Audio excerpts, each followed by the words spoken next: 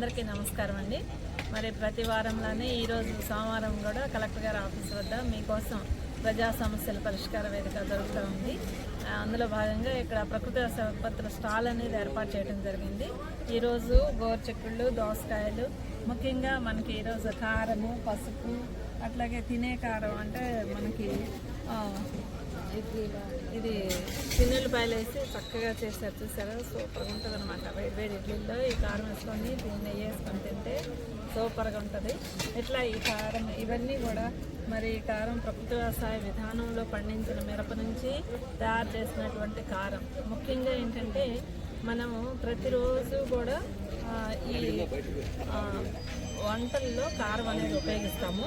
ఈ కారం అనేది అసలు కడగకుండా డైరెక్ట్గా మిరపకాయలు పట్టించేసి కారం పట్టించి తెచ్చి వేస్తారు. అయితే పొలాల్లో పురుగు మందులు విపరీతంగా పిచికారీ చేస్తారండి. మిరప అనేసరికి రోజు మార్చి రోజు పురుగు మందులు కొడతా ఉంటారు. అందువల్ల ఈ మిరపలో పురుగు మందుల అవశేషాలు విపరీతంగా ఉంటాయన్నమాట.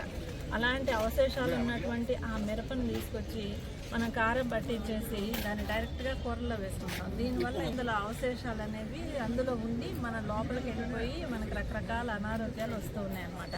మరి అలా కాకుండా ఇక్కడ అమరారెడ్డి గారు మరి మనకి ప్రకృతి వ్యవసాయ విధానంలో ఈ మిరపకాయలు పండించి వాటినే కారంగా తయారు చేసి చాలా చక్కగా ప్రతి వారం కూడా అందరికి అందుబాటులో ఉంచుతున్నారండి.